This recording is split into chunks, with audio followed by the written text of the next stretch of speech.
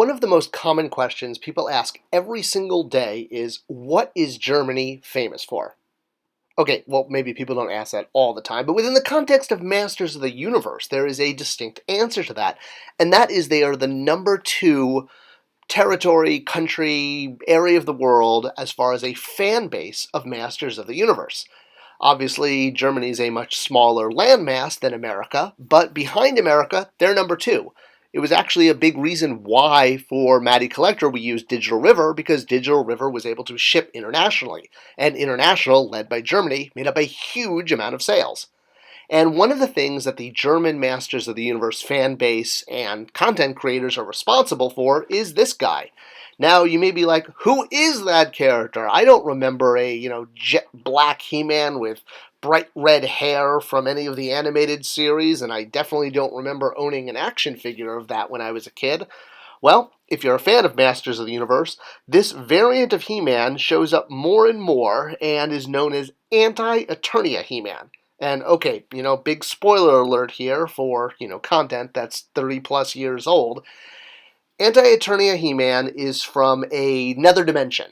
He actually shows up as the villain from Tim Seeley's relatively new, and I guess this is where the spoiler alert comes into play, the He-Man and the Masters of the Multiverse comic book. So it turns out that the hidden bad guy behind the multiverse is Anti Eternia He-Man, which makes sense. Now, Germany obviously has a lot that it has done to provide for pop culture. And one of the things it has done, as far as Masters of the Universe, is the German audio cassettes. So in the 1980s, while Filmation lagged behind as far as getting to the European market, the German fan base uniquely had a series of audio adventures of Masters of the Universe, and they wound up involving a lot of the characters, some characters that barely showed up in Filmation or other US-based content. Now, I don't know that much about the audio cassette adventures, and I'm working with some German fans right now on doing a video soon for this channel. But what I do know is that one of the adventures in particular, called Anti Eternia, introduced a new version of He-Man from an alternate reality called Anti Eternia He-Man, basically where everything is reversed. Kind of like Bizarro World, right? And I really wanted to find a way to get this figure into Masters of the Universe Classics because I knew what a large fan base the German market was. They were providing the number two, territory for Classics. But by the time he made it into the line, I had long bailed on Mattel. But I was there for the pitch meeting, at least when we attempted to pitch to get Anti Eternia He-Man into the line. And it's a very interesting story of how we got from that concept to this. Anti Eternia He-Man showing up in lots of lines. So, well, since it's an interesting story, and that's kind of what we do here on Spector Creative, let's jump in and take a look at some toy history.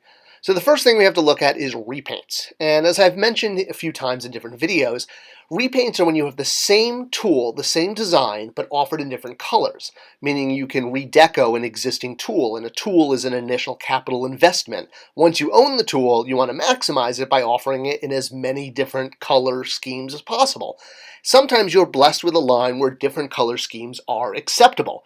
Other times, toy lines will issue toys in crazy color schemes, and the fans will say, I don't think so, Tim. Now, one of the interesting examples of this in Masters of the Universe is what's called Disco Skeletor. This was a paint variant done in the 2000X line when, towards the tail end of the line, well, actually more in the middle, lots of different variants of all the characters were being issued because that's what you do when a line is not doing well financially. You don't have so much tooling, so you have to redeco a lot, and you get a lot of redecos. A lot of redecos often are a sign that a line is struggling at retail. But this deco in particular showed up in lots of things, from comics to Funko Pops, all sorts of different form factors, because it was so weird, so out there that fans actually started to love it. So sometimes weird decos do work. Most of the time, however, toy lines are limited with the number of redecos they can offer, especially for major characters. If you just offered He-Man in purple, it'd be like, why? Offering He-Man in blue is considered acceptable because that's Faker. It has historical context because in the vintage line there was a Faker figure. Granted, he wears different armor, Skeletor's armor. Another example is Horde Zombie He-Man or Slime Pit He-Man. This was based on a vintage mini-comic where He-Man is slimed in the slime pit and becomes a unwilling victim of the Horde. But again, it's just green He-Man. I mean, granted, if you wanted to sculpt on the slimy green coming off him, that would have been cool. But again, it's an acceptable variant, so it shows up a lot. It shows up in a lot of Masters of the Universe toy lines, because once you have that tool, that mold, if you can repaint it, that's a great way to save money. So I really thought Anti Eternia He-Man would be great, because he could introduce a new color variant of an existing He-Man sculpt. Because anytime you can do that, it's great. But upper management, when I presented it, they were not happy with this at all. Basically, they felt that this was an extremely racist version of He-Man, because you were taking He-Man and turning him into a black character and just saying, oh, He-Man is black now. My reaction was like, whoa, whoa, whoa, hold the phone. Like, what the what? No, that's not what this is. Anti Eternia He-Man is not African American. He's not black. Or he is jet coal black with red hair. This is not, you don't see African American people with jet black skin and bright red hair. It doesn't exist. That's not what, this is an African American skin color, hair type, and this is Anti Eternia He-Man. So they're not the same. And a lot of companies like Marvel, do race swaps where they take a character. DC does this too. A character who might be one race, usually white, and they turn that character into a black character. It's called a race swap.